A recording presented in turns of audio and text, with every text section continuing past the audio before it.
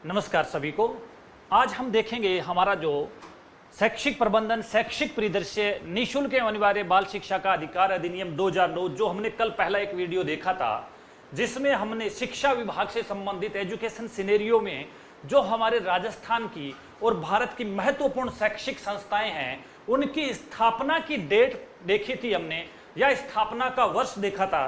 क्योंकि आपके grade first में और रीट के अंदर मेंस में हर बार एक कम से कम इस प्रकार का एक क्वेश्चन आ रहा है, जिसमें आपके किसी न किसी संस्था की फुल फॉर्म पूछी जा रही है, या किसी जो है इस प्रकार से कोई जो शब्द दिए रखा होगा उसकी फुल फॉर्म पूछी जाएगी, और उसके साथ ही साथ एक क्वेश्चन कम से कम किसी न किसी की तारीख पूछी जा रही है कि स्थापना कब हुई, किस दिन हुई। तो कल हमने पूरे शिक्षा विभाग से संबंधित जितने भी इस प्रकार की हमारी जो संस्थाएं हैं और जिनसे अब तक संभावित क्वेश्चन पूछे गए हैं वो सारे लगभग कल हमने देखे थे, और आपने वो वीडियो बहुत अच्छे तरीके से देखा होगा। ये सारे जितना भी जो हम पढ़ा रहे हैं ये डॉक्टर M.R. भादु एजुटेक ऐप, इस ऐप पे भी आपको पूरा मिलेगा। इस ऐप पे जो हमारा ग्रेड फर्स्ट का शैक्षिक जो है प्रबंधन है उसके समस्त वीडियो और प्रत्येक जो टॉपिक है लगभग 20 टॉपिक के, प्रत्येक टॉपिक के लगभग 40 क्वेश्चन आपको वहां पे मिल जाएंगे। साथ ही साथ रीट वालों के लिए शैक्षिक परिदृश्य के जो टॉपिक है वो शैक्षिक परिदृश्य के बहुत ही बेहतरीन टॉपिक, और साथ ही साथ RTE जो सबसे बड़ा टॉपिक है उसके समस्त वीडियो भी आपको इस एजुटेक ऐप जो M.R. भादु एजुटेक ऐप है इस पे आपको मिलेंगे। यहाँ पे आज का हमारा जो टॉपिक जो हम देखने जा रहे हैं वो हमारा जो टॉपिक है ये हमने कल देखा था, ये सारी संस्थाओं की स्थापना और उनका वर्ष कल हमने देखा। आज हम देखेंगे जो हमारे शिक्षा विभाग से संबंधित जो है जो शब्दावली है, संक्षिप्त शब्दकोश है, यहां से आप देखेंगे हर साल एक क्वेश्चन बन के आ रहा है, हर साल आपका एक क्वेश्चन यहां से बन के आता है।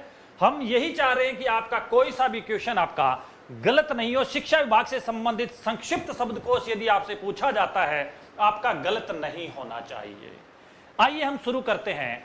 ADEO ADO, अगर आपसे सीधा सा पूछ ले कि ये ADEO की पोस्ट होती कहां है, तो हमारा जिले में जो DO होता है, डिस्ट्रिक्ट एजुकेशन ऑफिसर जो होता है, उसकी सहायता के लिए ADO होता है, एडिशनल डिस्ट्रिक्ट एजुकेशन ऑफिसर। तो सबसे पहले यहाँ पे आपको DO की फुल फॉर्म भी यदि पूछी जाती है तो डिस्ट्रिक्ट एजुकेशन ऑफिसर जो हमारा जिला शिक्षा अधिकारी होता है, जो उसके अधीन जो हमारे ADO होते हैं प्रधानाचार्य रैंक के, तो प्रत्येक जिला शिक्षा का अधिकारी के अधीन ADO होते हैं। तो ये ADEO की फुल फॉर्म है, अतिरिक्त जिला शिक्षा अधिकारी इसको बोलते हैं।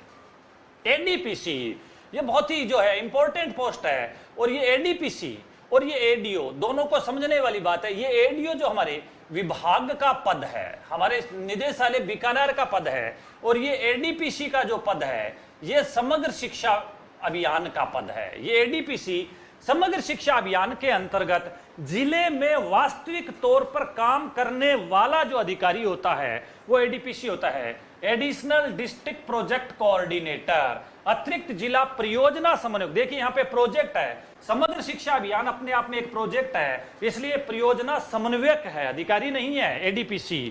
और इस ADPC के ऊपर जो होते हैं उनको बोलते हैं DPC, डिस्ट्रिक्ट प्रोजेक्ट कोऑर्डिनेटर, यानी डिस्ट्रिक्ट प्रोजेक्ट कोऑर्डिनेटर DPC होता है, उस DPC की सहायता के लिए ADPC होता है। तो ध्यान रखें, समग्र शिक्षा अभियान में जिले का जो मुख्य पद होता है वो तो DPC होता है, ऐसे ही विभाग का मुख्य पद DO होता है, इनकी सहायता के लिए एडिशनल होते हैं ABL, एक्टिविटी बेस्ड लर्निंग, गतिविधि आधारित अधिगम। राष्ट्रीय शिक्षा नीति 2020 में बार बार ABL की बात आती है, गतिविधि आधारित शिक्षण होना चाहिए।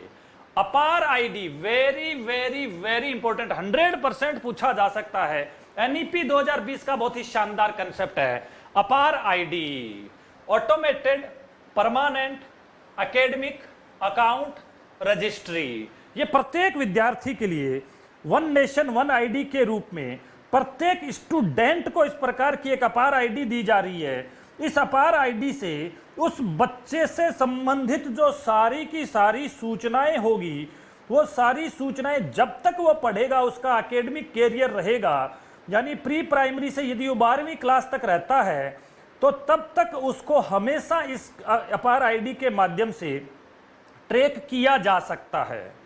बच्चा कब किस प्रकार से सीख रहा है, कब उसने प्रवेश लिया, कहां पे किस प्रकार से वो जा रहा है, ये इस प्रकार की एक 12 अंकों की आईडी होगी। इस 12 अंकों की, कितने अंकों की, 12 अंकों की ये जो आईडी होती है, जैसे हमारा आधार 12 अंकों का होता है, हमारा यूडाइस कोड 11 अंकों का होता है और ये अपार आईडी 12 अंकों की है। तो प्रत्येक बच्चे को पूरी शैक्षणिक यात्रा का विवरण, सीधा सा क्वेश्चन आ जाए, राष्ट्रीय शिक्षा नीति 2020 के अनुसार प्रत्येक बच्चे की एक आईडी, राष्ट्रीयकृत आईडी बनाई जा रही है। उसका नाम क्या है? उसका नाम अपार आईडी है। कौन सी आईडी है? अपार आईडी। और अपार की full form automated permanent academic account registry, ABC, academic bank of credit. ये फुल फॉर्म वैसे आपके रीट में पूछी भी जा चुकी है, दोबारा भी पूछी जा सकती है। एकेडमिक बैंक ऑफ क्रेडिट, अकादमिक बैंक ऑफ क्रेडिट प्रत्येक बच्चे के लिए अब राष्ट्रीय शिक्षा नीति ने इसको अनिवार्य किया है।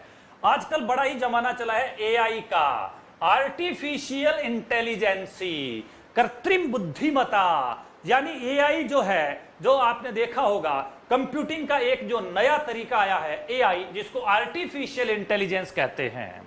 बाला, ये बहुत ही महत्वपूर्ण एक एक्टिविटी होती है। बाला, बाला का मतलब है बिल्डिंग एज लर्निंग एड। ये बाला का यदि फुल फॉर्म पूछा जाता है, बाला एक एबीएल आधारित, एक्टिविटी बेस्ड लर्निंग आधारित गतिविधि है, जिसमें विद्यालय का भवन भी जो है वो एक एड के रूप में काम करता है, लर्निंग एड के रूप में काम करता है, यानी विद्यालय भवन के माध्यम से भी सीखा जा सकता है। इसलिए आपने देखा होगा आजकल स्कूलों में, स्कूल की बिल्डिंग, स्कूल के 4 दीवारी, कक्षा कक्ष की 4 दीवारी में रंग रोगन, एक मैथ्स की दीवार, एक जो आपकी हिंदी की दीवार, एक गणित की दीवार, एक अंग्रेजी की दीवार, और कुछ न कुछ वहां पे बना हुआ है। यानी बिल्डिंग को भी बहुत ही शानदार तरीके से कलर करते हुए, और उसके जो लर्निंग आउटकम होते हैं बच्चे के, उनके आधार पे ही वहां पे चित्र बने होते हैं। यानी बिल्डिंग के माध्यम से सीखा जा सकता है।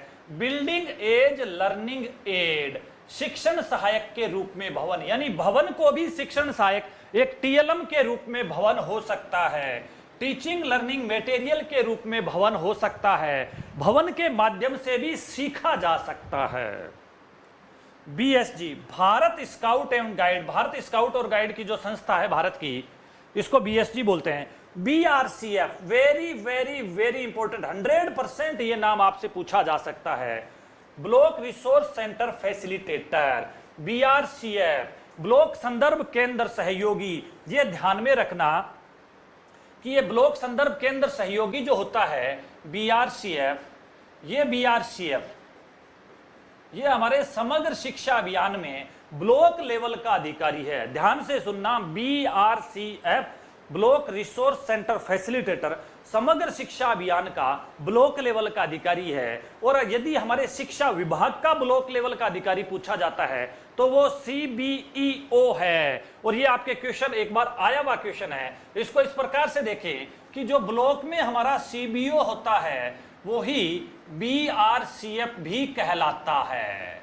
यानी जो सीबीओ होता है, चीफ ब्लॉक एजुकेशन ऑफिसर, मुख्य ब्लॉक शिक्षा अधिकारी, वो जो मुख्य ब्लॉक शिक्षा अधिकारी हमारे विभाग, हमारे निदेशालय, हमारे शिक्षा विभाग का काम करता है, तब उनको सीबीओ कहते हैं। और जब यही सीबीओ साहब हमारे समग्र शिक्षा अभियान का काम करते हैं तो उनको बीआरसीएफ कहा जाता है। तो आपके क्वेश्चन क्या पूछा है, समग्र शिक्षा अभियान में यदि ब्लॉक लेवल का अधिकारी पूछा है तो बीआरसीएफ है, और शिक्षा विभाग का ब्लॉक लेवल अधिकारी पूछा है तो सीबीओ है। सीबीओ ही पदेन बीआरसीएफ होता है। जो ब्लॉक में हमारे सीबीओ साहब लगे हुए हैं उनको ही एक दायित्व बीआरसीएफ का दिया जाता है, इसलिए सीबीओ पदेन बीआरसीएफ होता है। आदमी एक ही होते हैं, उनके पास 2 दायित्व होते हैं। बहुत इंपॉर्टेंट है, ये पूछा जा सकता है। इसके बाद है हमारा BSTC, basic school teacher course, जो पहले मौलिक विद्यालय शिक्षक कोर्स जो बीएसटीसी होता था, जिसको वर्तमान में डीएलएड बोलते हैं, डिप्लोमा इन एलिमेंट्री एजुकेशन, 2014-15 से। कहां चलता है डीएलएड? डाइट में चलता है। कहां चलता है? डाइट में। बीआरसी, अब यहां पे देखिए बीआरसी और बीआरसीएफ, ये बीआरसी ब्लॉक लेवल का कार्यालय है। इस ब्लॉक लेवल के कार्यालय में जो अधिकारी बैठता है उसको बीआरसीएफ कहते हैं, ब्लॉक रिसोर्स सेंटर, ब्लॉक संदर्भ केंद्र। ब्लॉक संदर्भ केंद्र में जो अधिकारी होता है उसको ब्लॉक संदर्भ केंद्र सहयोगी कहते हैं। तो हमारा जो कार्यालय है वो तो है बीआरसी, और कार्यालय में जो हमारा कर्मचारी बैठता है वो है BRCF, ये ध्यान रखना है। BIET, block institute of education and training, education and training. जिस प्रकार से डाइट होती है जिलों में, district institute of education and training, 100% DIET की फुल फॉर्म आपसे पूछी जा सकती है। इस डाइट के जैसी ही ब्लॉक लेवल में एक संस्था स्थापित की जा रही है। राजस्थान में 2 बाइट स्थापित है, एक नोहर हनुमानगढ़ के अंदर है और दूसरी बिच्छीवाड़ा डूंगरपुर में बन चुकी है, संचालन नहीं है, निर्माण हो चुका है। राजस्थान में 2 बाइट 2012-13 के बाद बन चुकी है, नोहर हनुमानगढ़, बिच्छीवाड़ा डूंगरपुर। ब्लॉक इंस्टीट्यूट, जिस प्रकार से डाइट जिले की संस्था है ऐसे ही बाइट ब्लॉक की संस्था है, BIET, block institute of education and training. BEEO, ये पहले BEO कहलाते थे, ब्लॉक एलिमेंट्री एजुकेशन ऑफिसर। इन BEO को आजकल CBEO कहते हैं। इन BEO को आजकल क्या बोलते हैं? ब्लॉक एलिमेंट्री एजुकेशन ऑफिसर हुआ करते थे, आजकल यहां पे नया पद नाम आ गया CBO, और ये नाम पूछा जा चुका है, दोबारा भी पूछा जा सकता है, chief block education officer. BSCR, board of secondary education in Rajasthan, Rajasthan माध्यमिक शिक्षा बोर्ड जो है, जो 4 अगस्त 1957 की जो संस्था है, जिसकी स्थापना जयपुर में की गई थी, बाद में P सत्यनारायण राव समिति ने इसको अजमेर स्थानांतरित किया था 1961 में, ये वही BSCR है। CPD, very important, NEP 2020, NEP 2020 का एक कंसेप्ट है CPD, कॉन्टिन्यूअस प्रोफेशनल डेवलपमेंट, बहुत ही शानदार नाम दिया इसको, कॉन्टिन्यूअस प्रोफेशनल डेवलपमेंट, सतत व्यावसायिक विकास। राष्ट्रीय शिक्षा नीति 2020 कहती है कि प्रत्येक संस्था प्रधान और प्रत्येक शिक्षक को साल में न्यूनतम 50 घंटे का CPD दिया जाएगा, ये वही CPD है। यानी कुल मिला के पहले जो प्रशिक्षण हुआ करते थे, प्रत्येक शिक्षक को दिया जाता था, उस प्रशिक्षण को राष्ट्रीय शिक्षा नीति 2020 ने जो नाम दे दिया, वो शिक्षकों के लिए प्रशिक्षण नहीं है, सतत व्यावसायिक विकास का कार्यक्रम है, जो न्यूनतम 50 घंटे का होगा। ये आपके पूछा जा चुका है,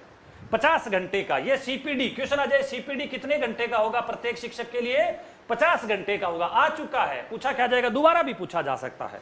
कि भारत की बहुत पुरानी एक संस्था है, central advisory board of education, केंद्रीय शिक्षा सलाहकार बोर्ड। इसमें जितने भी भारत के लेवल पे जो हमारे शिक्षा मंत्रालय में जितने भी जो प्रावधान नई योजनाओं के या जो पुरानी योजनाओं में परिवर्तन के होते हैं, उससे पहले ये केब की मीटिंग होती है और फिर उसमें परिवर्तन किए जाते हैं। CIET, बहुत ही शानदार संस्था, आया हुआ question, CIET, central institute of educational technology, ध्यान से देखना, केंद्रीय शैक्षिक तकनीकी संस्थान। ये CIET NCERT की एक ब्रांच है, ध्यान से देखना, CIET central institute of educational technology, educational technology, NCERT की एक ब्रांच है जो ET, educational technology, educational technology का काम करती है। यानी पूरे भारत में जो PM विद्या का कार्यक्रम है, पूरे भारत में दीक्षा राइज का कार्यक्रम है, पूरे भारत में स्वयं के कार्यक्रम है, पूरे भारत में स्वयं प्रभा के कार्यक्रम है, पूरे भारत में डिजिटल एजुकेशन है, पूरे भारत में ऑनलाइन एजुकेशन है, पूरे भारत में कंटेंट है, पूरे भारत में टीवी और रेडियो आधारित एजुकेशन है। इन समस्त की सामग्री तैयार करने का काम CIET का होता है। जैसे राजस्थान का RSCRT का ET डिपार्टमेंट जो अजमेर में है, 1990 से संचालित है, जो 4 नंबर का विभाग है ET डिपार्टमेंट, यानी एजुकेशन में टेक्नोलॉजी को बढ़ावा देने वाला CIET। CRC, cluster resource centre, ये हमारा जो CRC होता है, और इस CRC के जैसा का जैसा यहाँ का जो अधिकारी होता है उसको CRCF बोलते हैं। तो CRC और BRC, तो हमारा समग्र शिक्षा में ब्लॉक लेवल का जो ऑफिसर था वो BRCF था, और इस BRCF के अधीन होता है CRCF। और ये CRCF कौन होता है? ये CRCF वही होते हैं जो हमारे पंचायत लेवल पे PEEO लगे हुए हैं। कौन लगे हुए हैं? PEEO, जो हमारे PO लगे हुए हैं, ये PO ही इस प्रकार से, जिनको हम PEEO बोलते हैं, पंचायत एलिमेंट्री एजुकेशन ऑफिसर, वो पंचायत लेवल के, लेकिन हमारे शिक्षा विभाग के हैं। फिर वही बात, वो हमारे शिक्षा विभाग के अधिकारी हैं, निदेशालय के अधिकारी हैं। लेकिन जैसे ही हम समग्र शिक्षा अभियान की बात करते हैं तो उन पीओ साहब को समग्र शिक्षा अभियान सीआरसीएफ कहती है, जैसे सीबीओ को बीआरसीएफ कहते हैं, ऐसे ही पीओ को यहाँ पे सीआरसीएफ कहा जाता है और पीओ के कार्यालय को सीआरसी कहा जाता है, क्लस्टर रिसोर्स सेंटर, संकुल संदर्भ केंद्र। यानी हमारा जो पीओ होता है वो ही इस प्रकार से सीआरसीएफ, क्लस्टर रिसोर्स सेंटर फैसिलिटेटर होता है, और उस सीआरसीएफ का जो कार्यालय है उसका नाम है cluster resource centre. CBSE, central board of secondary education, सभी जानते हैं जिस प्रकार से हमारे आरबीएसई है वैसे ये सीबीएसई है। सीबीयू, ये क्वेश्चन 2 बार आ चुका, चीफ ब्लॉक एजुकेशन ऑफिसर, मुख्य ब्लॉक शिक्षा अधिकारी। वर्तमान में शिक्षा विभाग का ब्लॉक स्तर का अधिकारी कौन है? सीबीओ है। ये आया हुआ है आपका। खंड मुख्य, खंड शिक्षा अधिकारी भी आ सकता है ब्लॉक की जगह। कुल मिला के इंग्लिश में चीफ ब्लॉक एजुकेशन ऑफिसर होगा, क्वेश्चन आ चुका 2 बार, फिर पूछा जा सकता है। CDEO, chief district education officer, मुख्य जिला शिक्षा अधिकारी। ये जिले में जो पहले जिला शिक्षा अधिकारी होते थे, डिस्ट्रिक्ट एजुकेशन ऑफिसर होते थे, इनके ऊपर 8-8-18 जो हमारा नया एकीकृत शिक्षा संकुल आया, इसमें हमारे दो डीओ होते हैं जिले में, एक एलिमेंट्री का और एक सेकेंडरी का। तो इन दोनों के ऊपर एक अधिकारी और होता है जिसको सीडीओ बोलते हैं। CTE, colleges of teacher education, ये राजस्थान में पहले 8 थी, 2021 के बाद इनको बंद कर दिया। शिक्षक शिक्षा महाविद्यालय, सीटीई की full form. CCP, child centred pedagogy, बाल केंद्रित शिक्षा शास्त्र। एसआईक्यूई में जो बात कही गई है, child centred pedagogy, activity based learning, और सीसीई, कंटिन्यूअस और कॉम्प्रिहेंसिव इवेल्युएशन, ये वही सीसीपी है। ये रहा सीआरसीएफ। तो ये हमारा जो सीआरसी का कार्यालय था, जिसमें जो अधिकारी बैठता है वो सीआरसीएफ होता है, क्लस्टर रिसोर्स सेंटर फैसिलिटेटर, संकुल संदर्भ केंद्र सहयोगी। अब यहां पे आपको यह ध्यान रखना है कि जो ब्लॉक में आपका बीआरसीएफ होता है और ब्लॉक के बीआरसीएफ के नीचे हमारा सीआरसीएफ होता है, ये बीआरसीएफ और सीआरसीएफ ये समग्र शिक्षा अभियान के पद है। ये हमारे शिक्षा विभाग में सीबीओ और पीओ के पद है। नेक्स्ट है आपका सीसीई। सीसीई के रूप में आप देखेंगे, हर कोई जानता है continuous comprehensive evaluation, continuous and comprehensive evaluation, सतत एवं व्यापक मूल्यांकन। क्वेश्चन आ जाए, सतत और व्यापक मूल्यांकन की अवधारणा आरटीई 2009 की कौन सी धारा में लिखी हुई है? बहुत ही शानदार क्वेश्चन, आ सकता है, रीट में भी आ सकता है, ग्रेड फर्स्ट में भी आ सकता है। सतत और व्यापक मूल्यांकन की अवधारणा आरटीई 2009 की धारा 29 में स्पष्ट तौर से 8वें बिंदु में लिखी हुई है कि सीखने, बच्चे के सीखने का सतत और व्यापक मूल्यांकन उसके कक्षा कक्षीय शिक्षण प्रक्रिया के दौरान ही होगा। क्लिक, ये राजस्थान के एक विशेष तौर से स्कीम चली थी, computer literacy initiative for comprehensive knowledge, computer literacy initiative for comprehensive knowledge, यानी 6ठी से 10वीं के बच्चे जिनको कंप्यूटर के शिक्षक नहीं थे 2016-17 में, उस समय इस प्रकार से एक स्वैच्छिक और जो है स्व वित्त पोषित योजना थी। जो बच्चे पढ़ना चाह रहे कंप्यूटर, वो पर घंटे 80 और 100 रुपए देते थे, और एक आईटी जीके ज्ञान केंद्र जो होता है, जो उसके माध्यम से यहाँ पे एक व्यक्ति इनको पढ़ाने आता था। तो वो जो योजना थी कंप्यूटर शिक्षा को बढ़ावा देने की, उसको क्लिक कहा गया। CWSN, ये बहुत ही बेहतरीन नाम है, पूछा जा सकता है, चिल्ड्रन विद स्पेशल नीड, विशेष आवश्यकता वाले बालक, हर आप में से हर कोई जानता है। CWSN हमारे दिव्यांग और विकलांग बच्चे होते हैं, उनको कहा जाता है, और इनके लिए जो शिक्षा होती है वो समावेशी शिक्षा होती है। CWSN के लिए कौन सी शिक्षा होती है? समावेशी शिक्षा, और इनका फुल फॉर्म है चिल्ड्रन विद स्पेशल नीड। 100% आपसे पूछा जा सकता। DDMC, जिस प्रकार से हमारे स्कूलों में SDMC होती है, स्कूल डेवलपमेंट मैनेज कमेटी, ऐसे ही डाइट में diet development and management committee होती है। 100% आपसे पूछा जा सकता है, ग्रेड फर्स्ट में तो निसंदेह पूछा जा सकता है कि डाइट के विकास के लिए निम्न में से कौन सी समिति है? DDMC, diet development and management committee, जिसमें 12 सदस्य होते हैं, और डाइट का प्राचार्य जो डीओ रैंक का व्यक्ति होता है वो ही इसका अध्यक्ष होता है। तो डाइट का प्राचार्य ही इसका अध्यक्ष होता है, और SDMC का अध्यक्ष स्कूल का संस्था प्रधान अध्यक्ष होता है। और एसएमसी का अध्यक्ष अभिभावक होता है। ये तीनों में अंतर है। DElEd, diploma in elementary education. DEEO, वैसे डीओ बोलते हैं लेकिन कई जगह डीईओ भी लिखा होता है। तो जहां पे डबल ई होगा वहां पे डिस्ट्रिक्ट एलिमेंट्री एजुकेशन ऑफिसर होगा, और जहां सीधा डीओ होगा वो डिस्ट्रिक्ट एजुकेशन ऑफिसर होगा। क्योंकि जिले में 2 डीओ होते हैं, एक डीओ एलिमेंट्री का होता है, एक डीओ सेकेंडरी का होता है। Dwarf, DERF, very very very important lecturer exam के लिए। डिस्ट्रिक्ट एजुकेशन रिसर्च फोरम, जिला शिक्षा अनुसंधान फोरम, यानी जिले में जितने भी प्रकार का जो अनुसंधान किया जाता है वो डाइट के माध्यम से किया जाता है। राज्य में अनुसंधान का काम RSCRT का है, क्योंकि RSCRT की फुल फॉर्म में ही एजुकेशनल रिसर्च और ट्रेनिंग है। तो डाइट वो RSCRT के अधीन ही काम करती है। तो जिस प्रकार से RSCRT राज्य स्तर पे अनुसंधान का काम करती है, वैसे ही जिले में डाइट करती है। और डाइट में जो अनुसंधान का काम करने वाले लोगों का एक फोरम बना हुआ है उसको डर्फ बोलते हैं, district education research forum. Diet की फुल फॉर्म 100% पूछी जा सकती है। District institute of education and training, यहां एजुकेशनल नहीं है, ध्यान रखना, district institute of education and training है। जिला शिक्षा एवं प्रशिक्षण संस्थान, जिला शिक्षा प्रशिक्षण संस्थान। डाइस, ये मैंने कल आपको बताया था, district information system for education. Dice की फुल फॉर्म जो है वो इस प्रकार से 1995 में मैंने बताया था। Dice, district information system for education. RPSC grade first में इसकी फुल फॉर्म पहले पूछी जा चुकी, अब वर्तमान में इसको यूडाइस प्लस बोलते हैं 2018-19 से।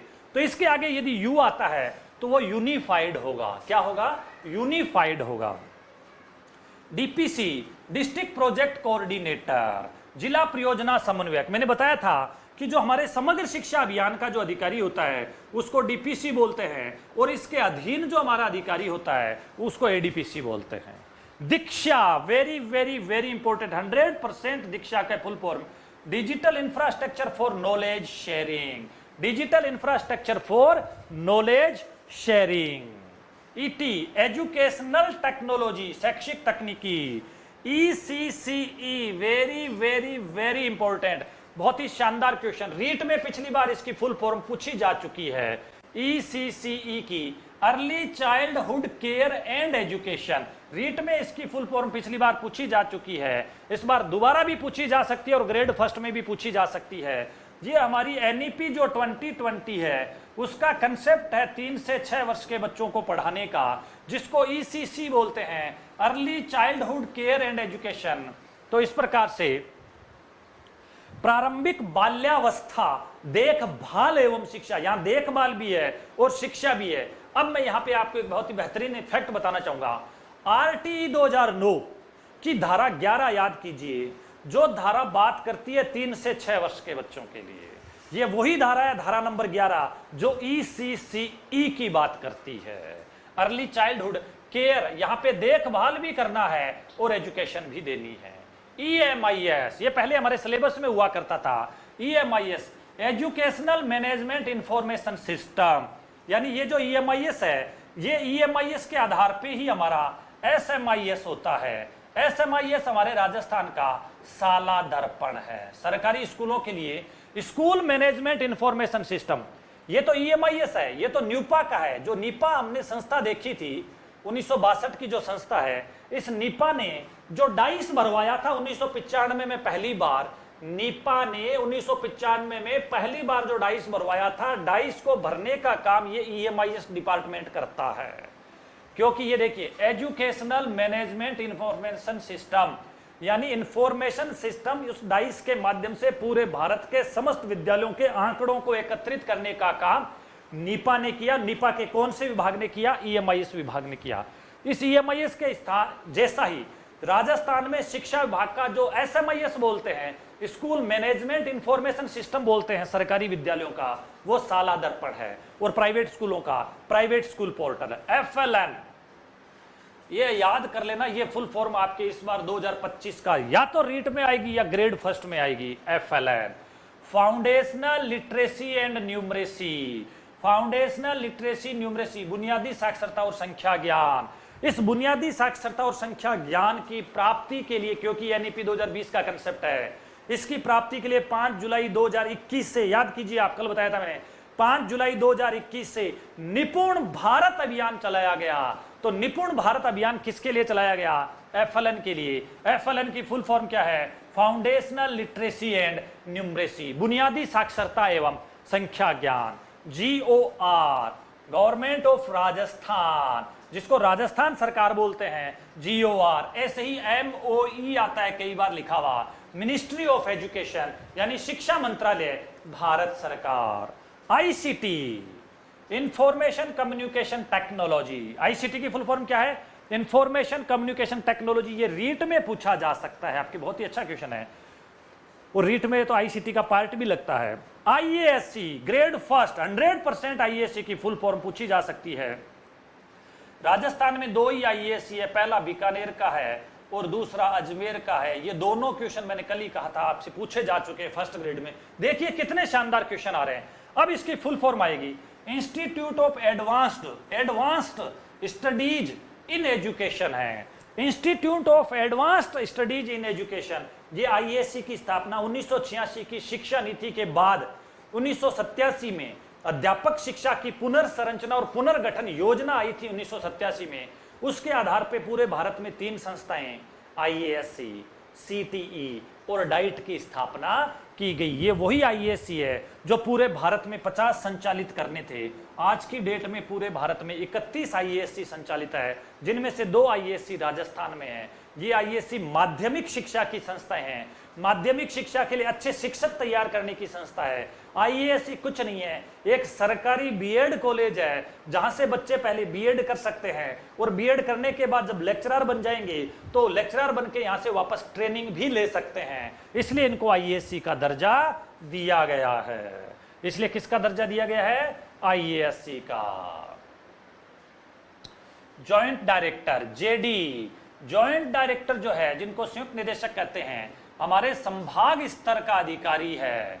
यानी कुल मिला के आप देखेंगे तो हमारा JD संभाग का है, CDO जो है वो जिले का है, CBO है वो ब्लॉक का है, और PO जो है वो हमारे पंचायत का अधिकारी है। तो JD क्वेश्चन अजय संयुक्त निदेशक किस लेवल का अधिकारी है? ये हमारे संभाग स्तर का अधिकारी है। KGVV 2004-5 से पूरे भारत में KGVV की स्थापना शुरू हुई थी। यह क्वेश्चन आपके आ चुका, कल मैंने बताया भी था। कस्तूरबा गांधी बालिका विद्यालय, जिनको कस्तूरबा बालिका आवासीय विद्यालय भी कहा जाता है, ये वर्तमान में राजस्थान में 352 संचालित है। यह कक्षा 6 से 12 तक है। यह शैक्षिक दृष्टि से पिछड़े क्षेत्रों में है, उन्हीं क्षेत्रों में है जहां महिला साक्षरता दर औसत 2001 के अनुसार 46.13% से कम थी और जेंडर गैप 21.59% से अधिक था। ऐसे क्षेत्रों में ही KGVV संचालित है, जो सामाजिक आर्थिक जो है और शैक्षिक दृष्टि से पिछड़े वर्ग की जो बालिकाएं हैं उनको शिक्षा की मुख्य धारा से जोड़ने के लिए है। ऐसे KGVV वर्तमान में राजस्थान में 352 संचालित है। KRP, की रिसोर्स पर्सन, मुख्य संदर्भ व्यक्ति, ये जो ट्रेनिंग देने वाले व्यक्ति होते हैं उनको बोलते हैं KRP। मान लीजिए आप सारे लेक्चरर और टीचर बन जाएंगे और जब आप ट्रेनिंग लेने जाएंगे वहां पे मेरा जैसा व्यक्ति कोई आपको ट्रेनिंग देगा तो वहां पे मुझे शिक्षक या लेक्चरर या कुछ नहीं कहा जाएगा, वहां मुझे आपका KRP कहा जाएगा कि ये KRP महोदय जो आपको ट्रेनिंग दे रहे हैं। यानी जो हमारे प्रशिक्षणार्थी जो प्रशिक्षण लेने आएंगे उनको जो व्यक्ति प्रशिक्षण दे रहा होगा वो KRP कहलाता है, या MT भी कहलाता है, मास्टर ट्रेनर भी कहलाता है। लहर, ये राजस्थान की एक एक्टिविटी थी, पहले बहुत चलती थी राजस्थान के सरकारी स्कूलों में, learning enhancement activity in Rajasthan. ये लहर एक्टिविटी वही है जो हमारी पहले बाला एक्टिविटी हमने पढ़ा था, बिल्डिंग एज लर्निंग एड, यानी विद्यालय भवन से भी विद्यार्थी सीख सकते हैं। ऐसे ही लहर था। लहर में पहली दूसरी के बच्चों के लिए एक डेडिकेटेड कक्ष होता था जिसकी दीवारों पे चित्र होते थे, नीचे पूरी क्लास में ब्लैक बोर्ड होता था, बच्चा एक्टिविटी करते हुए सीखता था। लहर। MOE, मिनिस्ट्री ऑफ एजुकेशन, शिक्षा मंत्रालय, भारत सरकार। MHRD, ministry of human resource development, ministry of human resource and development, मानव संसाधन और विकास मंत्रालय। ये विकास जो मंत्रालय था ये इस प्रकार से आपने देखा होगा 1985 से लेकर 2020 तक रहा था। 2020 में शिक्षा जो राष्ट्रीय शिक्षा नीति 2020 आई उसने एमएचआरडी का नाम पुनः क्या कर दिया, शिक्षा मंत्रालय कर दिया। नेशनल अचीवमेंट सर्वे, नेशनल अचीवमेंट राष्ट्रीय उपलब्धि सर्वेक्षण, इस नेस की तर्ज पे ही इस बार जो एग्जाम हुआ है वो परख का हुआ है। किसका हुआ है, परख का हुआ है। ये 4 दिसंबर 2024 को परख का आयोजन किया गया। तो नेस की तर्ज पे इस बार जो एग्जाम हुआ वो नेस के आधार पे परख का हुआ है, क्योंकि एनईपी 2020 में परख के बारे में लिखा है। परख है क्या, परख एक राष्ट्रीय मूल्यांकन केंद्र है। एनसीएफ, नेशनल क्यूरिकुलम फ्रेमवर्क, राष्ट्रीय पाठ्यचर्या की रूपरेखा कौन तैयार करता है, 100% रीट में पूछा जा सकता है। एनसीईआरटी तैयार करता है। 100% ग्रेड फर्स्ट में पूछा जा सकता है कि एनसीईआरटी के द्वारा एनसीएफ का निर्माण किया जाता है आरटीई की कौन सी धारा के अनुसार, आरटीई की धारा 7 के अनुसार। NCERT, national council of educational research and training, very very very important, 100% full form पूछी जा सकती है। राष्ट्रीय शैक्षिक अनुसंधान एवं प्रशिक्षण परिषद, नई दिल्ली, 1961 की संस्था है। एजुकेशनल रिसर्च और ट्रेनिंग की राष्ट्रीय स्तर की संस्था है। एनसीएफ तैयार करने वाली संस्था है। एनआईसी, नेशनल इंफॉर्मेटिक्स सेंटर, राष्ट्रीय सूचना विज्ञान केंद्र जो है पूरे भारत की समस्त प्रकार की सूचनाओं को एकत्रित करना, आजकल जो यूडाइस की सूचना है वो एनआईसी एकत्रित करता है। NCTE, national council of teacher education, याद कीजिए एनसीटी, आरटीई की धारा 23 के अनुसार शैक्षिक प्राधिकारी संस्था। ग्रेड फर्स्ट वाले ध्यान से सुन ले, आरटीई 2009 की धारा 23, क्या है धारा 23, शिक्षकों की न्यूनतम योग्यता का निर्धारण, यानी कोई व्यक्ति शिक्षक बनेगा तो उसकी योग्यता क्या होनी चाहिए, ये पूरे भारत में तय करने का काम एनसीटीई का है। राष्ट्रीय शिक्षक शिक्षा परिषद 1995 की जो संस्था है ये तय करती है। नीपा, वेरी इंपॉर्टेंट, आया हुआ क्वेश्चन आपके, national institute of educational planning and administration, राष्ट्रीय शैक्षिक नियोजन एवं प्रशासन संस्थान। आपके एक बार क्वेश्चन आया नीपा का मुख्य काम क्या है, शैक्षिक नियोजन एवं प्रशासन का इसका मुख्य काम है। ये 2 नंबर का ग्रेड फर्स्ट में, हालांकि इसको उस समय माना गया था कि आउट ऑफ सिलेबस है क्योंकि नीपा सिलेबस में नहीं है, लेकिन फिर भी ये बहुत अच्छा क्वेश्चन था। नीपा और एनसीईआरटी प्रत्येक बच्चे को पढ़ना चाहिए। नीपा और एनसीईआरटी और एनसीटी, ये क्वेश्चन इनके आउट ऑफ सिलेबस नहीं माने जाते हैं, ये मुख्य संस्थाएं हैं। NMIMS, national means cum merit scholarship, ये न्यूपा। नेशनल यूनिवर्सिटी, यहां पे अब ये इंस्टीट्यूट हो गया, पहले ये यूनिवर्सिटी था, डिम्ड यूनिवर्सिटी था। National university of educational planning and administration, यदि न्यूपा का पूछा है तो यूनिवर्सिटी है, नीपा का पूछा है तो इंस्टीट्यूट है। निपुण, ये रहा वो निपुण भारत अभियान जिसकी हमने बात कही थी। निपुण, ये निपुण कब चलाया गया, निपुण भारत अभियान 5 जुलाई 2021 को चलाया गया। किसके लिए चलाया गया, एफएलएन की प्राप्ति के लिए, फाउंडेशनल लिटरेसी और न्यूमरेसी की प्राप्ति के लिए। देखिए full form, national initiative for, यहां तक तो सेम है, national initiative for proficiency in reading, proficiency in reading with understanding and numeracy.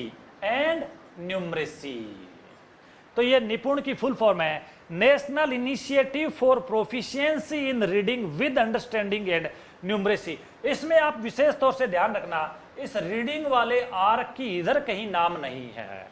तो एन का मतलब नेशनल, आई का मतलब इनिशिएटिव, बाद में फोर, पी का मतलब proficiency in reading, proficiency in reading with understanding and numeracy, ये निपुण की फुल फॉर्म है। ध्यान से देखना, बहुत ही शानदार फुल फॉर्म है, पूछी जाती। निष्ठा, पूरे भारत में जो शिक्षक प्रशिक्षण होते हैं, नेशनल इनिशिएटिव फॉर, यहां तक यही है निश, national initiative for school heads and teachers holistic advancement. निष्ठा की फुल फॉर्म पूछी जा सकती है, national initiative for school heads and teachers holistic advancement. NIOS, national institute of open schooling, जिस प्रकार से हमारे राजस्थान में आरएसओएस है, इसी प्रकार से भारत का national institute of open schooling है। एनईपी फुल फॉर्म आती है, नेशनल एजुकेशन पॉलिसी है। यहां पे बहुत सारे बच्चे इसको न्यू एजुकेशन पॉलिसी बोलते हैं, जो गलत हो जाएगा।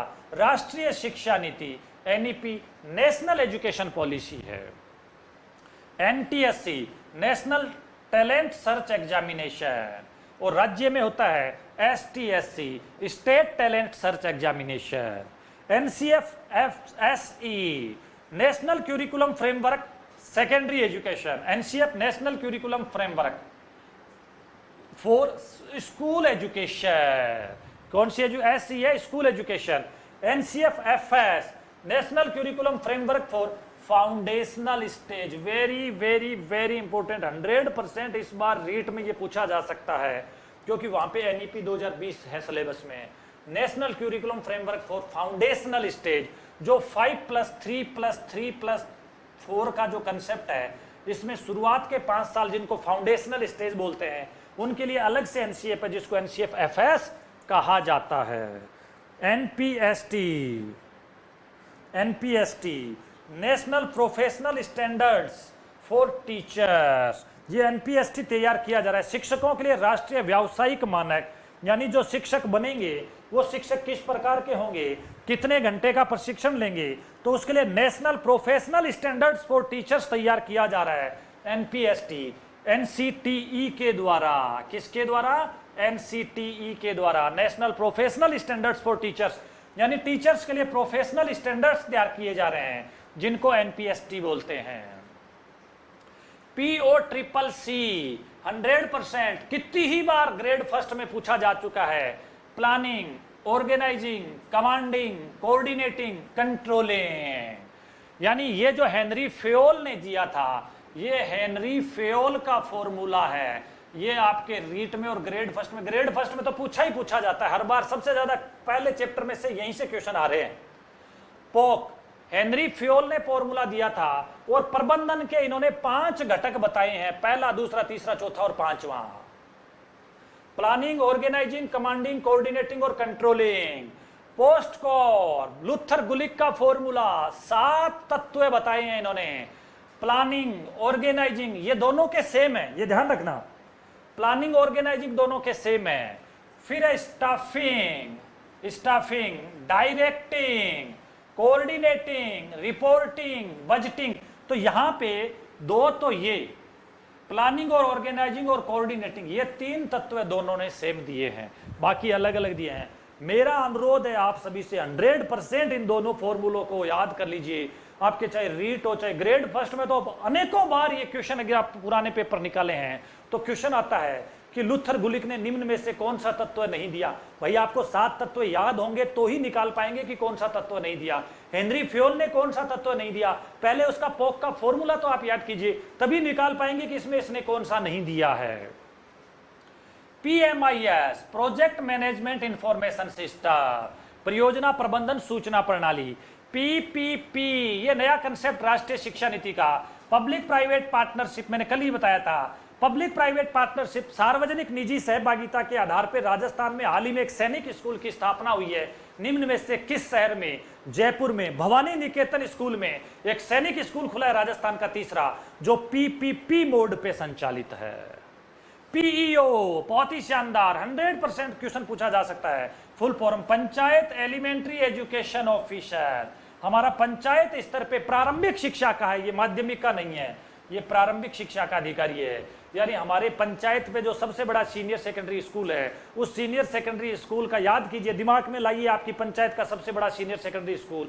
उस सीनियर सेकेंडरी स्कूल में जो हमारे प्रिंसिपल महोदय बैठे हैं, जो उस स्कूल के लिए प्रिंसिपल है, लेकिन उस पंचायत में अन्य जो छोटी छोटी स्कूलें हैं, 1ली से 5वीं, 1ली से 8वीं, 6ठी से 8वीं, या प्रारंभिक शिक्षा की, उन स्कूलों के लिए वो प्रिंसिपल नहीं है, वो प्रिंसिपल तो स्वयं अपनी स्कूल के लिए है। उन छोटी छोटी स्कूलों के लिए उनको PEO कहा जाता है, panchayat elementary education officer. PDCA चक्र जो W एडवर्ड डेमिंग ने दिया था, टोटल क्वालिटी मैनेजमेंट का, प्लान डू चेक एक्ट बोलते हैं इसको। PM श्री स्कूल बहुत ही शानदार, राष्ट्रीय शिक्षा नीति 2020 का कंसेप्ट, प्रधानमंत्री schools for rising India, question आ सकता है। PM श्री स्कूल का फुल फॉर्म क्या है? प्रधानमंत्री स्कूल्स फॉर राइजिंग इंडिया, प्रधानमंत्री schools SH for rising India. Rajasthan में 639 PM श्री विद्यालय संचालित है, ये पीएम श्री एनईपी के प्रदर्शक स्कूल है, एनईपी के डेमोस्ट्रेटिव स्कूल है। ध्यान से सुनना, जब राष्ट्रीय शिक्षा नीति 2020 लागू हुई तो राष्ट्रीय शिक्षा नीति की जितनी भी रिकमेंडेशन है कि यहाँ पे ईसीसी होगा, यहाँ एक्टिविटी बेस्ड लर्निंग होगा, यहाँ क्वालिटी एजुकेशन होगी, यहाँ लर्निंग आउटकम पे ध्यान दिया जाएगा, प्रत्येक बच्चे को ट्रैक किया जाएगा, प्रत्येक बच्चा यूनिफॉर्म में आएगा, प्रत्येक बच्चे के लिए कोडिंग होगी, प्रत्येक बच्चे के लिए वोकेशनल एजुकेशन होगा, प्रत्येक बच्चे के लिए आईसीटी लैब होगी, प्रत्येक बच्चे के लिए स्मार्ट क्लास होगी, बच्चों को या बच्चियों के लिए जो सेल्फ डिफेंस ट्रेनिंग होगी, यहाँ पे पढ़ने वाले प्रत्येक बच्चे को वोकेशनल एजुकेशन दिया जाएगा, यहाँ सीडब्ल्यूएसएम बच्चों पे विशेष तौर से ध्यान दिया जाएगा। ये सारे कंसेप्ट किसी एक स्कूल में लागू हो, उस स्कूल को पीएम श्री स्कूल बोलते हैं। इसलिए PM Shri school NEP school है। ध्यान से सुनना, 100% बहुत ही शानदार क्वेश्चन बनने वाला है पीएम श्री स्कूल्स का। हाल ही में राजस्थान के 402 पीएम श्री स्कूल जो पहले चरण के हैं, दूसरे चरण के 237 है। इन पहले चरण के 402 पीएम श्री स्कूलों में ईसीसीई के तहत प्री प्राइमरी कक्षाओं का आयोजन शुरू किया गया है। परख ये आ गया, परख 4 दिसंबर 2024 को यह आयोजन किया गया। Performance assessment review and analysis of knowledge for holistic development. Performance assessment review and analysis of knowledge for holistic development.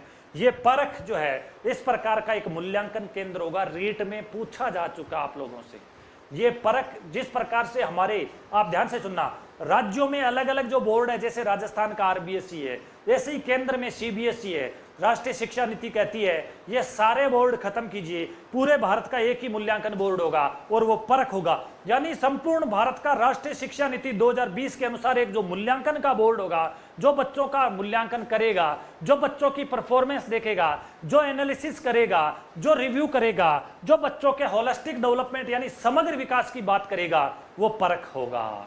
और इस परख का आयोजन अभी हाल ही में 4 दिसंबर 2024 को किया। पीटीआर, प्यूपल टीचर्स रेशियो, जो शिक्षक छात्र अनुपात होता है, जो आरटीई की धारा 25 में लिखा हुआ है। कौन सी धारा में? 25 में। ये क्वेश्चन आपके आ चुका, रीट वाले भी सुन लें, ग्रेड फर्स्ट वाले भी देख लें। आरटीई की धारा 25 में क्या है? छात्र शिक्षक अनुपात है। कितना है? कक्षा 1 से 5 के लिए 1:30 है और कक्षा 6 से 8 के लिए 1:35 है। और अभी राष्ट्रीय शिक्षा नीति में भी इसी अनुपात को माना है। लेकिन इस अनुपात में कहा गया है कि जहां सामाजिक आर्थिक दृष्टि से जो पिछड़े क्षेत्र होंगे, जिनको SEDG वर्ग बोलते हैं, सोशल इकोनॉमिक डिप्राइव्ड जो क्लास होती है, वहां पे 1:25 के आसपास होगा। और ये EMRS जो स्कूल्स है उसमें क्वेश्चन पूछा जा चुका है 1:25 का। RAA, राष्ट्रीय आविष्कार अभियान, याद कीजिए 9 जुलाई 2015 डॉक्टर APJ अब्दुल कलाम महोदय के द्वारा दिल्ली से इस अभियान की शुरुआत की गई। बच्चों में वैज्ञानिक दृष्टिकोण, विज्ञान और गणित के प्रति डर को समाप्त करने और विज्ञान और गणित के प्रति रुचि उत्पन्न करने और कक्षीय ज्ञान को व्यवहारिक जीवन में लागू करने के लिए राष्ट्रीय आविष्कार अभियान की शुरुआत की गई। PGI, बहुत ही शानदार कंसेप्ट PGI नीति आयोग का, परफॉर्मेंस ग्रेडिंग इंडेक्स। 2021-22 में पूरे भारत में जो PGI में सर्वश्रेष्ठ 3 जिले थे, वो तीनों जिलों राजस्थान के जिले थे। ये नीति आयोग का है, स्कूलों की परफॉर्मेंस देखता है। PhD, डॉक्टर ऑफ फिलोसॉफी, जो PhD होती है। RCE, ये 3 नाम याद रखना। ये है Rajasthan council of elementary education, यानी राजस्थान में जो SSA चलता था वो ये चलाती थी। RCSE, Rajasthan council of secondary education, Rajasthan में जो रमसा चलता था उसकी नोडल एजेंसी ये थी।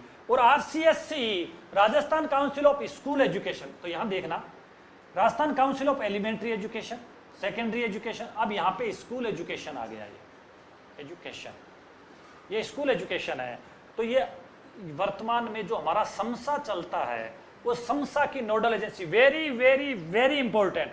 राजस्थान में समग्र शिक्षा अभियान के संचालन के लिए जो नोडल एजेंसी है, या इसको बोलते हैं SIS, single implementing society. Single implementing society, एकल क्रियान्वयन जो समिति है, वो RCSE है, Rajasthan council of school education. Grade first वाले तो विशेष तौर से देख ले, 24 मई 2018 को इसकी स्थापना की गई। कब की गई? 24 मई 2018 को। या सीधा सा क्वेश्चन आ जाए, राजस्थान स्कूल शिक्षा परिषद के द्वारा निम्न में से कौन सा अभियान संचालित किया जा रहा है? समग्र शिक्षा अभियान। मुख्यालय कहां पे है इसका? जयपुर में। तो अब यहां पे ध्यान रखना, हमारा शिक्षा विभाग का निदेशालय बीकानेर में है, राजस्थान स्कूल शिक्षा परिषद जयपुर में है, राजस्थान माध्यमिक शिक्षा बोर्ड अजमेर में है, ये ध्यान रखें आप। REI राजस्थान एजुकेशन इनिशिएटिव, अभी आपने देखा होगा राइजिंग राजस्थान एक प्रोग्राम हुआ था, जैसे राइजिंग राजस्थान में बहुत सारी कंपनियों के साथ MOU किए गए, ऐसे ही शिक्षा विभाग के साथ जो कंपनियां आके MOU करती है उसके लिए अलग से एक शाखा स्थापित है जिसको REI बोलते हैं, राजस्थान एजुकेशन इनिशिएटिव बोलते हैं। RSTB Rajasthan state textbook board, Rajasthan राज्य पाठ्य पुस्तक मंडल, याद कीजिए 29 दिसंबर 1973 इसका गठन, याद कीजिए विधिवत अस्तित्व है 1 जनवरी 1974, झालाना डूंगरी जयपुर में पाठ्य पुस्तकों के राष्ट्रीयकरण के लिए प्रोफेसर श्यामलाल जो है समिति के आधार पर इसकी स्थापना की गई। तो यह है RSTB Rajasthan state textbook board. RTE right to free and compulsory education act, शिक्षा का अधिकार सभी जानते हैं। RIE regional institute of education, क्षेत्रीय शिक्षा संस्थान, यानी हमारी जो NCERT है जो दिल्ली में, इसकी पूरे भारत में जो 5 ब्रांचें हैं, NCERT की ब्रांच को RIE बोलते हैं, regional institute of education. Rajasthan में RIE जो है वो अजमेर में है, ध्यान से सुनना भाई, आ सकता है। NCERT की एक ब्रांच राजस्थान में है अजमेर में, जिसको RIE बोलते हैं। रमसा राष्ट्रीय माध्यमिक शिक्षा अभियान, माध्यमिक शिक्षा के लिए था। RSCRT फुल फॉर्म पूछी जा चुकी, बहुत सारे बच्चों की गलत होगी, Rajasthan state council of educational है, एजुकेशन नहीं है, रिसर्च एंड ट्रेनिंग, राजस्थान राज्य शैक्षिक अनुसंधान एवं प्रशिक्षण परिषद उदयपुर। याद कीजिए 14 अगस्त 2018 को पुनर्गठन। ये पहले SIRT हुआ करती थी, 11 नवंबर 1978 को स्थापना प्रोफेसर RC मेहरोत्रा के द्वारा। RSOS Rajasthan state open school Jaipur में इसका मुख्यालय है, 21 मार्च 2005। RP रिसोर्स पर्सन, जो ब्लॉक पे हमारे RP होते हैं। राइज जैसे दीक्षा राइज, ये आप याद कीजिए ग्रेड फर्स्ट में पिछली बार 2 नंबर का क्वेश्चन आ चुका। दीक्षा राइज में, राइज जो है Rajasthan interface for school educators, very very very important. देखिए शानदार, आज आपने जितने ये नाम पढ़े हैं ग्रेड फर्स्ट वाले और रीट वाले, ये आप समझ लेना 2-3 क्वेश्चन आज आपने तैयार कर लिए हैं। राइज ये पिछली बार क्वेश्चन आया था, Rajasthan interface for school educators. RKSMB के राजस्थान के शिक्षा में बढ़ते कदम, कक्षा 3 से 8 के लिए संचालित किया गया था और इसको वर्तमान में MSRA के रूप में चेंज कर दिया, मुख्यमंत्री शिक्षित राजस्थान अभियान। MSRA की फुल फॉर्म 100% पूछी जा सकती है। 29 मार्च 2025 को माननीय मुख्यमंत्री महोदय के द्वारा कक्षा 3 से 8 के बच्चों का रेमेडिएशन करने, क्वालिटी की एजुकेशन देने, लर्निंग आउटकम को सुधारने और उनका जो भी लर्निंग गैप था उसको कम करने के लिए मुख्यमंत्री शिक्षित राजस्थान अभियान की शुरुआत की है। और इस मुख्यमंत्री शिक्षित राजस्थान अभियान में ORF का संचालन किया जा रहा है, oral reading fluency. Artificial intelligence के आधार पे जो 3री से 8वीं तक के बच्चे हैं उनके हिंदी विषय की पठन की दक्षता को चेक किया जा रहा है। SCF तैयार करने का काम SCERT का है, state curriculum framework. SDC school development committee, SDC school development committee बोलते हैं। SMC या SDC भी बोलते हैं इसको, या SMC भी बोलते हैं इसको। SDMC school development and management committee, विद्यालय प्रबंधन एवं विकास समिति। सेमिश जिसको बाद में डाइस में मिलाया गया 2012 में, secondary education management information system. SIE state evaluation unit, राज्य मूल्यांकन इकाई, यहां पे ये उदयपुर में स्थापित की गई है। एक असेसमेंट सेल, राजस्थान की असेसमेंट सेल जो है वो उदयपुर में SCERT में स्थापित की गई है। SMC school management committee, RTE की धारा याद कीजिए 21, एसएमसी। समसा समग्र शिक्षा अभियान, एसपीडी जो हमारा समग्र शिक्षा अभियान होता है, इस समग्र शिक्षा अभियान को चलाने के लिए राज्य में एक आईएएस अधिकारी बैठते हैं जो राज्य स्तर का है, समग्र शिक्षा अभियान का सर्वोच्च पद है, जिसको स्टेट प्रोजेक्ट डायरेक्टर बोलते हैं, राज्य परियोजना निदेशक बोलते हैं। तो आपने देखा होगा एसपीडी हमारे राज्य में होते हैं, जिले में हमारे डीपीसी होते हैं समग्र शिक्षा में, ब्लॉक में हमारे बीआरसीएफ होते हैं और क्लस्टर में हमारे सीआरसीएफ होते हैं। ये हायरार्की समग्र शिक्षा अभियान के, ध्यान से देखना, समग्र शिक्षा अभियान के संचालन के लिए राज्य स्तर पे एसपीडी स्टेट प्रोजेक्ट डायरेक्टर होते हैं, जिले में डिस्ट्रिक्ट प्रोजेक्ट कोऑर्डिनेटर होते हैं, ब्लॉक में ब्लॉक रिसोर्स सेंटर फैसिलिटेटर होते हैं और क्लस्टर पे सीआरसीएफ होते हैं, क्लस्टर रिसोर्स सेंटर फैसिलिटेटर। यहाँ शिक्षा विभाग के पद नहीं है, ये चारों पद जो है वो समग्र शिक्षा अभियान के हैं। SI state institute of education, ये एसआई वही है जिसको एसआईईआरटी के रूप में 1978 में चेंज किया गया। ये एसआई 1963 में बनाई गई थी, बाद में इसको एसआईईआरटी बनाया गया 1978 में प्रोफेसर आरसी मेहरोत्रा समिति ने। एसएससी सर्व शिक्षा अभियान, एसएफजी स्कूल फैसिलिटी ग्रांट जो स्कूलों को देते हैं, एसआईक्यूई 100% दोबारा आ सकता है, 2015 में एसआईक्यूई की फुल फॉर्म ग्रेड फर्स्ट में पूछी जा चुकी है। State initiative for quality education, गुणात्मक शिक्षा हेतु राज्य की पहल, state initiative for quality education. SEQI, अब यहाँ पे एसआईक्यू पूछा है या एसईक्यूआई पूछा है, स्कूल एजुकेशन क्वालिटी इंडेक्स। ये SEQI school education quality index school शिक्षा हेतु गुणवत्ता के सूचकांक है जो नीति आयोग और शिक्षा मंत्रालय भारत सरकार ने जारी किए हैं, वो एसईक्यूआई है।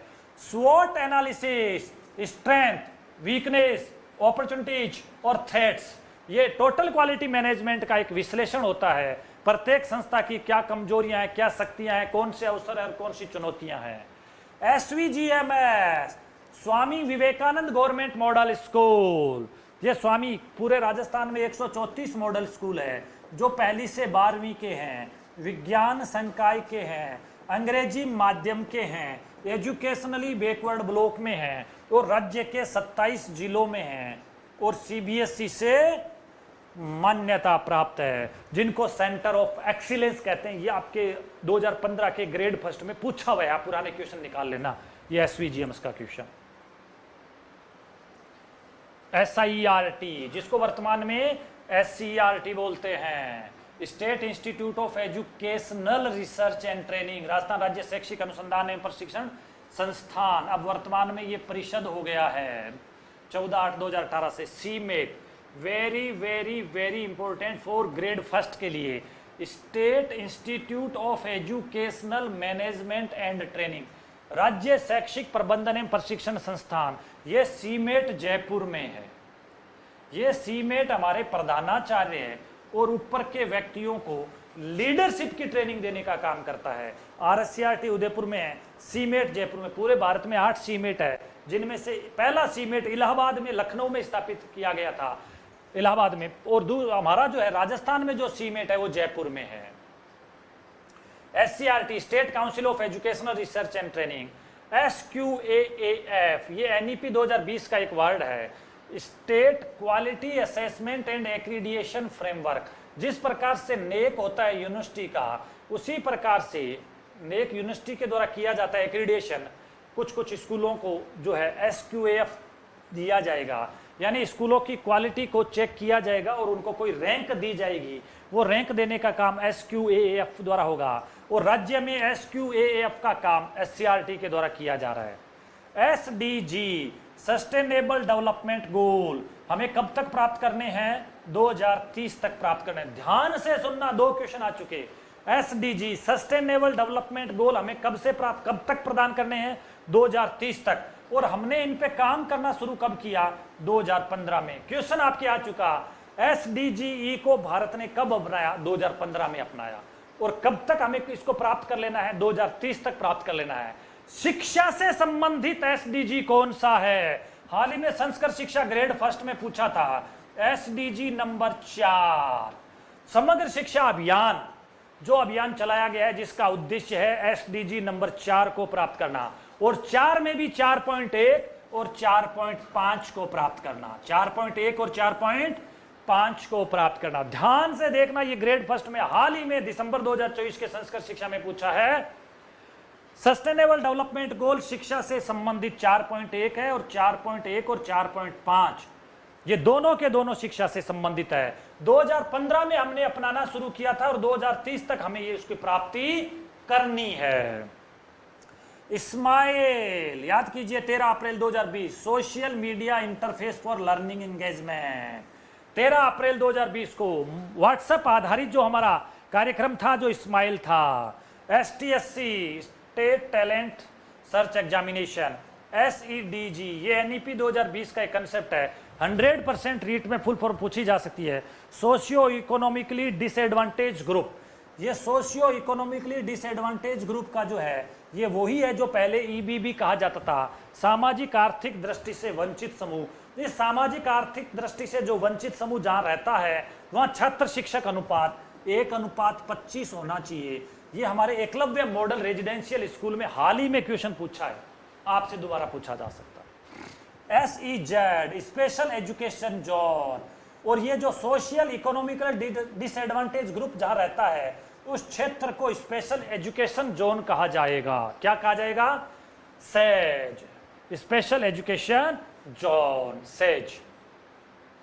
SSSE, ये लीजिए 2 नंबर का क्वेश्चन है इस बार के लिए। SSSE की full form state school standard authority, very very very very important. SSSE पूरे भारत के प्रत्येक राज्य में स्थापित होगा। राजस्थान में SCRT स्थापित कर रही है, स्टेट स्कूल स्टैंडर्ड अथॉरिटी, यानी पूरे भारत में चाहे सरकारी विद्यालय हो चाहे प्राइवेट विद्यालय हो, इन सब के मानक तय होंगे, इन सब के लिए वेबसाइट तय होगी, इन सबको मान्यता प्रदान करने के मानक तय होंगे, प्रत्येक सूचना इसके माध्यम से दी जाएगी। इसका मतलब SSSE state school standard authority, राज्य स्कूल नियामक प्राधिकरण, ये स्थापना SCRT के माध्यम से की जा रही है। स्टेम, एक नया वर्ड आया है, science, technology, engineering and maths, और इस स्टेम को आजकल ये सभी कहा जा रहा है STEAM, ऐसा स्टेम भी आता है। तो साइंस, टेक्नोलॉजी, इंजीनियरिंग, आर्ट और मैथमेटिक्स, इन सब का कॉम्बिनेशन को स्टेम कहा जाता है। TEI teacher education institute, TEI हमारी जो टीचर एजुकेशन इंस्टीट्यूट है, जैसे IASC, जैसे CTE, जैसे डाइट, जैसे बाइट, ये सारी टीचर एजुकेशन इंस्टीट्यूट है। TQM total quality management, W Edward Deming का कंसेप्ट है, ये फर्स्ट ग्रेड में 100% पूछा जा सकता है। W एडवर्ड डेमिंग का ये कंसेप्ट है, और जिन्होंने कहा है कि शिक्षा में गुणवत्ता सुनिश्चित होनी चाहिए। UCEO, जिस प्रकार से हमारे पंचायत में PO होते हैं, ऐसे ही शहरी इलाकों में urban cluster elementary education officer होते हैं, इनको UCEO बोलते हैं। UDIS 100% full form, unified district information system for education. UDIS किस तिथि के आधार पे UDIS भरा जाता है? 30 सितंबर की तिथि के आधार पे भरा जाता है। सबसे पहले कब शुरू हुआ था? 1995 में। किस अंतरराष्ट्रीय संस्था के सहयोग से? यूनिसेफ के। डाइस सबसे पहले कौन से विद्यालय भरते थे? प्रारंभिक शिक्षा के। किस संस्था के द्वारा शुरू किया गया था? नीपा के द्वारा। UEE universalisation of elementary education, प्रारंभिक शिक्षा का सार्वभौमिकरण। प्रारंभिक शिक्षा का सार्वभौमिकरण का मतलब है 6 से 14 आयु के सभी बच्चे स्कूलों में होने चाहिए। 6 से 14 आयु वर्ग के प्रत्येक बच्चे को स्कूलों की व्यवस्था होनी चाहिए। माध्यमिक शिक्षा का सार्वभौमिकरण का मतलब है 14 से 18 वर्ष के सभी बच्चों को शिक्षा मिलनी चाहिए। स्कूल शिक्षा का सार्वभौमिकरण का वर्तमान में मतलब है 3 से 18 वर्ष के सभी बच्चों को शिक्षा के पर्याप्त अवसर मिलने चाहिए। और लास्ट है IEDSS, inclusive education for disabled at secondary stage, यानी हमारे समावेशी शिक्षा में इस प्रकार की जब समग्र शिक्षा चलता था तो उस समय इसको इस प्रकार से कहा जाता था, inclusive education for disabled at secondary stage. तो ये थे आज के हमारे बहुत ही महत्वपूर्ण जो संक्षिप्त शब्दकोश, और कल के से में हम देखेंगे अब तक के प्रीवियस क्वेश्चन जितने भी ग्रेड फर्स्ट में आए हुए हैं वो सारे के सारे क्वेश्चन 2011 से लेकर 2024 तक का विस्तृत विश्लेषण के साथ आपको सारे क्वेश्चन पेपर यहां पे मिलेंगे। आप जुड़े रहें YouTube के माध्यम से और डॉक्टर MR भादु एजुटेक ऐप के माध्यम से भी, वहां पे भी ये सारे के सारे हमारे ग्रेड फर्स्ट और रीट का शैक्षिक परिदृश्य के वीडियो वहां पे है, वहां पे आप देखिए ताकि ये क्वेश्चन अब आप बहुत आसान तरीके से कर सकते हैं। तो डॉक्टर MR भादु एजुटेक ऐप जो है वो डेडिकेटेड है एजुकेशन मैनेजमेंट के लिए, एजुकेशन सिनेरियो के लिए, RTE 2009 के लिए और राजस्थान की जितनी भी शिक्षण प्रशिक्षण और शैक्षणिक संस्थाएं हैं उनकी बहुत ही विस्तृत और बेहतरीन तरीके से जानकारी प्राप्त करने का आप संपूर्ण अपनी समग्र तैयारी जो है वो एजुकेशन मैनेजमेंट और एजुकेशन सिनेरियो, चाहे ग्रेड फर्स्ट के आप सारे बच्चे या रीट के हमारे जो बहुत ज्यादा एक लोट में बच्चे हैं, वो बहुत ही बेहतरीन तरीके से यहाँ पे आप अपना पूरा का पूरा कंटेंट नवीनतम तथ्यों के साथ और विस्तृत व्याख्या के साथ आप यहाँ पे प्राप्त कर सकते हैं। Thank you.